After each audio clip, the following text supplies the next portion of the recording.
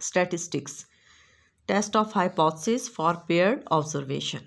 Here we consider testing procedure for the difference of two population means when the samples are not independent and the variances of two populations are not necessarily equal. This will be true if the observations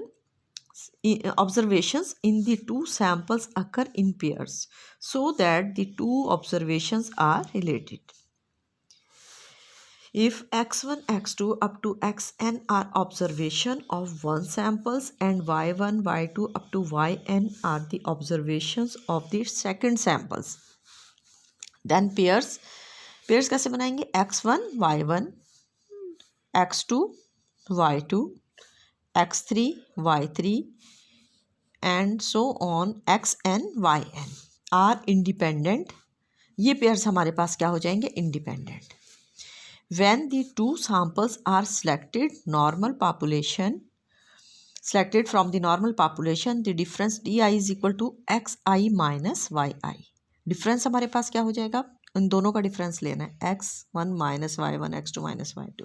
इसको denote करना है di से. di is equal to xi minus yi. i है 1 से लेकर n तक.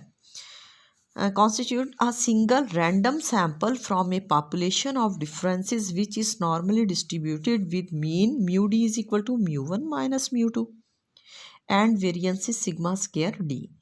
The parameters ud and sigma square d are estimated by the corresponding statistics. ये दोनों parameters mu d और sigma square d, इसको हम किससे estimate करते हैं? d बार और s square d के साथ. डी बार कैसे मालूम करेंगे? ये जो डिफरेंस आया ना हमारे पास सारा x1 माइनस y1 का, ये d1 हो जाएगा और x2 माइनस y2 क्या हो जाएगा? d2 हो जाएगा. इस तरह उन सारे डिफरेंसेस का mean x bar is equal to 1/n कितना होगा? Summation d i. ठीक है, या क्या होगा? Summation d i by n. Mean आपको आता है निकालना. इसी तरह स्टैंडर्ड डेविएशन ऑफ डिफरेंसेस क्या होगा? Summation d i minus d bar square by n minus 1 is equal to, या ये फार्मूला लगा लें, 1/n minus 1 into summation d square minus summation d whole square by n. By pairing observation, we have essentially reduced a two sample problem to a single random sample of differences. And अब हमने क्या किया? हमारे पास जो दो sample का problem था उसको हमने एक सिंगल रैंडम सैंपल में चेंज कर दिया और ऑफ डिफरेंस के. And in doing so we can test the null hypothesis that mu d is equal to d naught, कि जो मीन है उसकी कोई वैल्यू होगी. by using the method described above, the decision whether to accept or reject h naught is therefore based on the test statistic. अब हमारे पास test statistic क्या होगी? t is equal to d bar minus d naught divided by st by under root n, यानी ये standard deviation है और divided by n under root n, which has a t distribution with nu is equal to n minus 1 degrees of freedom and the critical region corresponding to the alternative hypothesis are set up as before when d is equal to d0. We are testing the null hypothesis that the difference between two mean is 0. Example 3.24, the following data give pair yields of two varieties of wheat. Each pair was planted in a different locality. Test the hypothesis that the mean of the yields are equal at 5% level of significance. अब देखिए क्या है, उन्होंने variety 1 दी है, वो क्या है? 45 है उसकी yield, 32, 58 and so on. Variety 2 की 47, 34, 60, 59, 63 एंड सो ऑन 41 तक. सोल्यूशन क्या है? हमने एच नॉट क्या बनाना है? mu1 is equal to mu2, दोनों की यील्ड इक्वल है, और mu1 minus mu2 is equal to 0. और h1 क्या बनाएंगे इसके वर्सेस? h1 क्या होगा? mu1 is not equal to mu2 और mu1 minus mu2 is not equal to 0. Level of significance alpha is equal to 0.05 यानी 5% है, और critical region t is equal to 2.26 होगा. क्रिटिकल रीजन किस पर? t 0.05 पर, अगेंस्ट किस पर? n-1. आपके पास कितनी है ये वैल्यूज़? 1 2 3 4 5 6 7 8 9 10 है ना, तो n-1 कितना हो जाएगा? 10 - 1 is equal to 9 degree of freedom पर आप देखेंगे। ठीक हो गया। अच्छा, अब आपने क्या करना है उसके बाद, अब हमारा यहाँ पे देखिए हमने क्या कर लिया, क्रिटिकल रीजन भी निकाल लिया। अब यहाँ पे हमारा हो रहा है सोल्यूशन है, ठीक है ना। यहाँ पे हम इसको सॉल्व करेंगे, सोल्यूशन आ गया हमारे पास। सोल्यूशन तो है ही। यहाँ पे आपका देखिए क्या, सबसे पहले फर्स्ट का ये 45 32 ये अब इनका डिफरेंस लेना है। डिफरेंस कैसे लेना है, 45 minus 47 minus 2, 32 minus 34 minus 2, 58 minus 60 minus 2, 57 minus 59 minus 2, 60 minus 63 minus 3। ठीक है। 38 minus 44 minus 6, 47 minus 49 minus 2, 51 minus 53 minus 2, 42 minus 46 minus 4, 38 और माइनस 41 माइनस 3। ठीक है। इन सबको जब डी आई को जमा किया माइनस 28 आया। ठीक है। अब क्या करना है, हमने डी आई स्केयर, अब सबका स्केयर, माइनस 2 का स्केयर 4, ये देखिए ना स्केयर लेने आपको आते हैं, माइनस 2 का स्केयर 4, ये सारे स्केयर्स का जमा कितना हो जाएगा, स्केयर डी आई 94। सबसे पहले n 10 है, डी बार निकालिए, summation d i by n minus 28/10 minus 2.8 आ गया। Standard deviation of d is equal to 1 by n minus 1, summation d i square minus summation d i whole square by n। Summation d i square कितना है 94 minus, अब हमने जो सम of D I है ना उसका स्केयर करना है, उसका सम ऑफ डी आई का स्केयर, ये कितना माइनस 28 स्केयर बाय 10। जब इसको हम सॉल्व करेंगे तो हमारे पास आएगा 1.733, ये क्या है एस स्केयर डी है। ठीक है। अब इसका आप स्टैंडर्ड डेविएशन लेंगे, अंडर रूट स्टैंडर्ड डेविएशन कितना होगा इसका, अंडर रूट 1.733 1.317। ठीक हो गया। अब हम टी कैलकुलेट कर लेंगे, t is equal to d bar minus 0 divided by standard deviation by under root n, d bar minus 2.8, ये तो है ही 0, standard deviation 1.317 divided by under root 10। ठीक है। और आपके पास ये 10 ऊपर चला जाएगा यहाँ पे, और जब आप इसको सॉल्व करेंगे तो t is equal to minus 6.723, minus 6.723 क्या है, calculated t. Since the calculated value of t, इसकी एब्सोल्यूट वैल्यू लेंगे हम, टोटल टेस्ट है ना इसकी, तो t is equal to 6.723 is greater than the critical value of 2.26। किस पे, 0.025 टोटल टेस्ट था, तो t 0.25 पे कितना था 2.26, 2.26 यानी हमारे पास कम है और ये ज़्यादा है। ये किस में फॉल कर रहा है, क्रिटिकल रीजन में।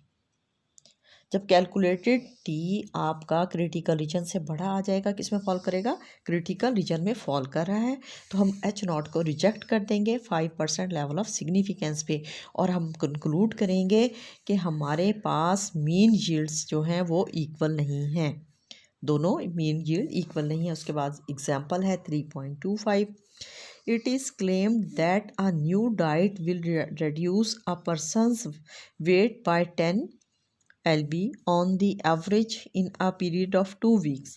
The weight of 7 persons who used this diet were recorded before and after 2 week period.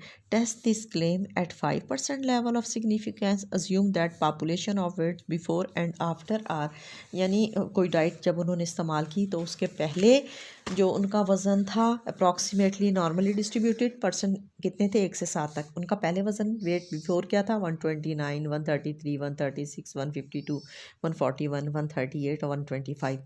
जब उन्होंने इस्तेमाल की 2 हफ्ते उसके बाद जब वज़न किया तो ये हो गया 130, ये 121 128 137 129 132 एंड 120। अब हमने कैसे सॉल्व करना है, let u1 and u2 denote weight before and after taking the diet respectively. We have to decide between the hypothesis h naught mu1 minus mu2 is greater or equal to 10। ठीक है। और हमारे पास हम क्या बनाएंगे, h1 क्या बनाएंगे, mu1 minus mu2 is less than 10 बनाएंगे। ये ग्रेटर देन और इक्वल टू 10 और ये फिर क्या हो जाएगा less than 10। Level of significance 0.055% level. अब क्रिटिकल रीजन किस पर बेस करता है, इस पर। अब T is less than minus T 0.05 पर है, ठीक है, और माइनस है 1.943 आ जाएगा, ये आ गया आपका critical reason. Against degree of freedom कितनी है, ये 7 है, तो n-1 कितना हो जाएगा, 7 - 1 इज इक्वल टू 6 होगा। कंप्यूटेशन हमें पता है n7 है, पर्सन ये हो गए, वेट बिफोर वेट आफ्टर, ये इनका डिफरेंस डी आई, इसमें से ये माइनस किया -1, 133 में से 121 12, 136 - 128 8, 152 - 137 15, 141 -129 12 और 138 - 132 6 और 125 - 125। डी को सारे सम ऑफ डी आई कर लिया हमने, कितना आया 57। ये समेशंस हैं, ठीक है ना, ये क्या है समेशन है, ये समेशन डी आई है, ये क्या है, अब इसका स्केयर किया, -1 का 1, 12 का 144, 8 64, 15 का 225, 12 का 144, 6 का 36 और 5 का 25, और इन सबको आपने जब प्लस किया तो 639 आ गया। ये है हमारे पास क्या, समेशन डी आई स्केयर, ठीक हो गया। और ये क्या था, समेशन डी आई था, ऊपर डी बार निकाला, summation d i by n 57/7 is equal to 8.143 हो गया। Standard deviation 1/n-1 summation d square minus summation d whole square by n is equal to 1/6 639 - 57 square by 7 is equal to 174.857/6 और ये आ जाएगा √29.143 और इसका जब under root लेंगे 5.3984। ये क्या है, स्टैंडर्ड डेविएशन है हमारे पास, ठीक हो गया। अब यहाँ से आप देखिए t is equal d bar minus d not standard deviation by √n।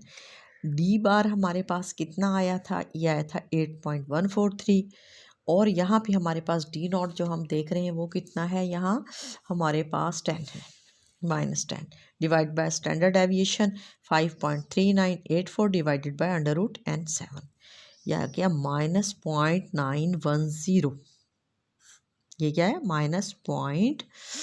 -0.910। अब कंक्लूजन क्या है, देखिए कैलकुलेटेड वैल्यू जो है -0.910 ये किससे बड़ी है, क्रिटिकल वैल्यू से बड़ी है। क्रिटिकल वैल्यू कितनी है, -1.943, ठीक है ना, वो उससे बड़ी है। हमारे पास होना क्या चाहिए था, छोटी होनी चाहिए थी। हमने यहाँ पे जो किया था हाइपोथेसिस टेस्ट बनाया था ये वाला, हमने कहा था कैलकुलेटेड वैल्यू टी किससे कम होनी चाहिए, -1.943 से अगर कम होती तो, लेकिन अब क्या है बड़ी है। Since the calculated value is greater than the critical value, तो T does not fall in the critical region, we do not reject H0 for H0 at 5% level of significance. ये आपके पास हो गया, कौन सा था, डिफरेंस ऑफ मीन। और जब पेयर्ड ऑब्जर्वेशन हो, जब पेयर्ड ऑब्जर्वेशन हो आपने क्या करना है, जो हमारी बुक है ना उसमें से अब आप देख लीजिएगा, उसमें सवाल है इस तरह के पेयर्ड ऑब्जर्वेशन के कुछ, उसको आप सॉल्व कीजिएगा।